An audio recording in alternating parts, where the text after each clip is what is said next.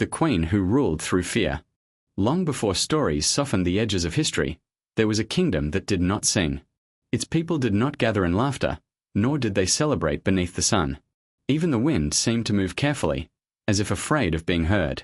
At the center of it all stood a palace of black stone, tall and silent, where Queen Valeria ruled. No one spoke her name loudly. She had not always been feared.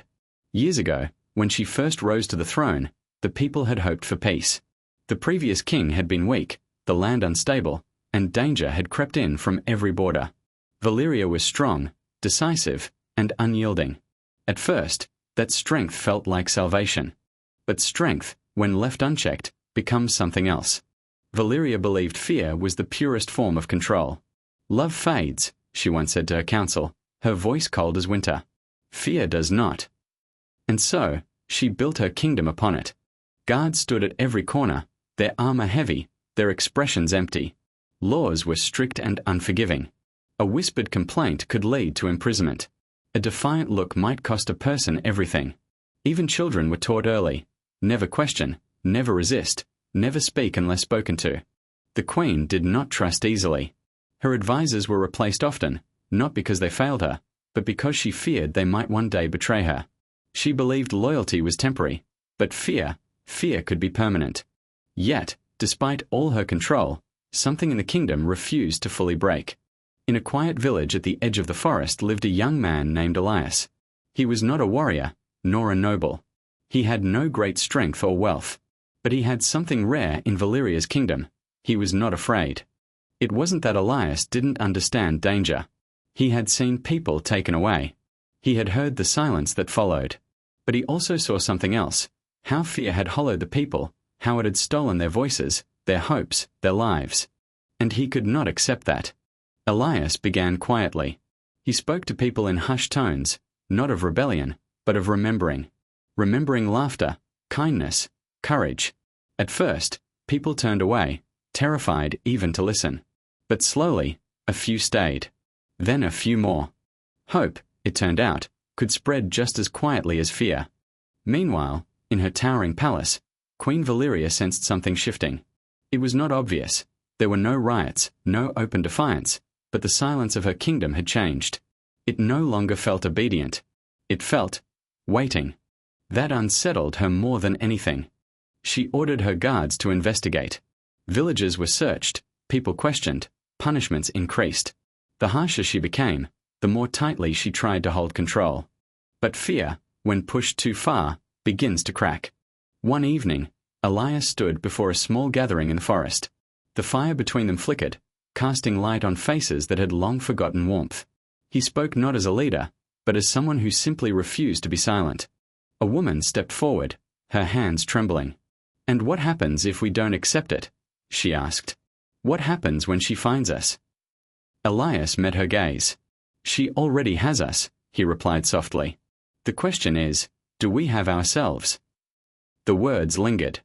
Days passed, and something remarkable began to happen. Small acts of defiance appeared. A merchant refused to overcharge a poor family, despite royal orders. A guard hesitated before carrying out a harsh command. People began to look at each other again, not with suspicion, but with recognition. It wasn't loud. It wasn't dramatic. But it was real. And Queen Valeria noticed. Fury burned within her. She had built her rule carefully, brick by brick, fear by fear. How could something so fragile as hope begin to undo it? "Find the source," she commanded. "End it." It didn't take long. Elias was captured just before dawn. He did not resist. As the guards dragged him through the streets toward the palace, people watched from their windows and doorways. Their fear was still there, but now it was mixed with something else. Anger. In the grand hall of black stone, Elias stood before Queen Valeria. She sat upon her throne, her presence as imposing as ever, her eyes sharp and unyielding. "So," she said, her voice echoing, "you are the one who dares to disrupt my kingdom." Elias did not bow. "I don't disrupt it," he replied calmly. "I remind it." A murmur rippled through the guards, quickly silenced by a single glance from the queen. Valeria leaned forward slightly. "You think you are brave," she said. "But bravery is meaningless without power. And I have all the power here. Elias shook his head. No, he said quietly. You have control. That's not the same thing. For the first time in years, something flickered across Valeria's face, uncertainty. It vanished quickly. You speak boldly for someone who is about to die, she said. Maybe, Elias answered. But if I die, others will remember. And they won't forget again. The queen rose from her throne. The hall seemed to grow colder. Fear is what keeps this kingdom alive, she declared. Without it, everything falls apart. It already has, he said. The words struck deeper than any blade. Valeria hesitated. Outside the palace, something unexpected was happening. People had gathered. Not in protest, not in violence, but in presence. They stood together, silently, watching. The guards grew uneasy. This was not how things worked. The people were not supposed to gather.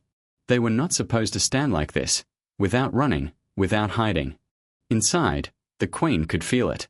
For years, she had believed fear was unbreakable. But now, standing in her own hall, facing a man who refused to fear her, she began to see the truth. Fear required belief. And that belief was slipping. What would you have me do? She asked suddenly, her voice quieter now. Elias met her gaze. Stop ruling through fear, he said. Start leading through something stronger. Valeria let out a faint, almost bitter laugh. And what is stronger than fear? Elias didn't hesitate. Trust. The word felt foreign in the room. For a long moment, nothing moved. The queen stood still, caught between the world she had built and the one she could not control. Then, slowly, she turned toward the great doors of the hall. Open them, she ordered. The guards hesitated, but obeyed. Watching. Waiting. Valeria stepped forward, her heart pounding in a way she had not felt in years. She could still command fear. She could still crush this moment. But something in her stopped. For the first time, she saw her kingdom clearly, not as something to control, but as something she had nearly destroyed. And in that moment, the queen who ruled through fear faced her greatest challenge. Not an enemy, not a rebellion, but a choice. The story of what happened next would be told for generations. Not as a tale of power, but as a reminder that even the strongest rule can be undone and remade by something as simple and as powerful as courage.